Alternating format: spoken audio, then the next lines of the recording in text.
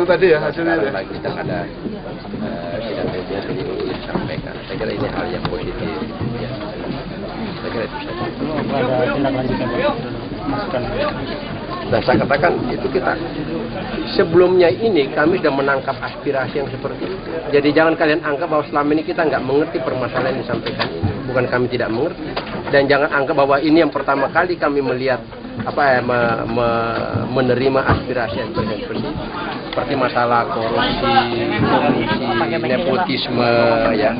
Kemudian beberapa kelemahan pada waktu sidang pemilu, semua kan diungkapkan tadi. Dan kalau kalian tahu bahwa ini kan bukan pertama kali diungkapkan masalah-masalah ini kan, saya kira bukan pertama kali. Kalian kalau mengikuti persidangan juga masalah korupsi, kolusi dan nepotisme itu merupakan semua fraksi menyuarakan itu. Ya. Jadi saya kira apa yang mereka suarakan saya kira sudah ditangkap oleh kelima fraksi untuk diagendakan di dalam. Tapi barangkali yang jadi keprihatinan mahasiswa UI kok tidak ada perubahan soal itu?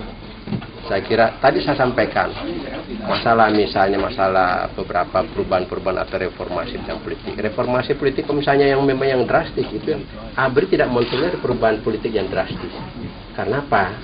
Terlalu risikonya terlalu tinggi, ya. Jangan kalian menganggap remeh perubahan politik yang drastis itu sehingga akhirnya menghancurkan bangsa kita. Ya. Ambil contoh Uni Soviet itu. Uni Soviet, jangan kalian lengah. Jangan kalian menyepelekan itu. Jangan anggap remeh bahwa oh kita Pak tidak mungkin seperti Uni Soviet itu jauh lebih bagus tatanannya dibanding dengan kita. Kondisi sosialnya lebih bagus. Mereka tidak terdiri dari pulau-pulau yang kecil-kecil, mereka satu pulau utuh. Toh bisa berkeping-keping karena reformasi Glasnost dan Perestroika yang tidak bisa mereka kendalikan. ABRI tidak akan mengambil risiko yang seperti itu. Dan ABRI tidak akan menyalahkan pada apakah itu karena adik mahasiswa atau seorang tokoh atau seorang komponen bangsa ini yang seolah-olah menjadi penyebab itu. Tidak bisa menjadi alasan bahwa itu. Kita harus sama-sama waspada terhadap itu. Pak, bagaimana dengan sikap mereka yang menolak pertanggungjawaban Presiden? Apakah ada pengaruh dalam sidang umum? Setiap orang kan bisa saja berbeda pendapat, ya. Kalau misalnya fraksi ABRI menerima, haknya fraksi ABRI. Kalau fraksi yang lain bisa menerima, haknya fraksi lain. Kalian tidak mau menerima, itu hak kalian. Disinilah sebetulnya mungkin kemampuan kita berbeda pendapat.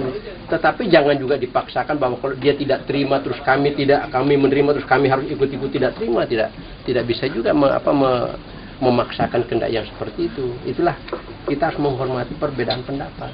Kita pun tidak akan memaksakan supaya adik-adik tadi itu harus menerima pertanggungjawaban itu. Kalau mereka menyatakan itu silakan itu ya. Tetapi dari fraksi ABRI setelah kita melalui pembahasan sekian hari kita sampai pada suatu kesimpulan bahwa kita menerima memang ada beberapa kelemahan-kelemahan yang harus memang diperbaiki, misalnya dalam bidang pertanian dan lain sebagainya.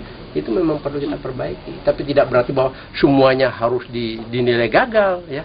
Saya kira naif kita. Kalian bisa pegang mic yang begini bagus ini kan sebetulnya hasil dari pembangunan juga ini. Ya kan?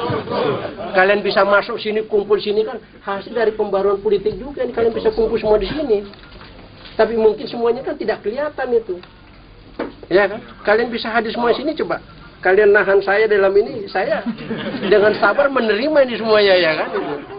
Jadi marilah kita melihat perkembangan ini dengan kepala jernih ya, bahwa oh sudah ada perubahan.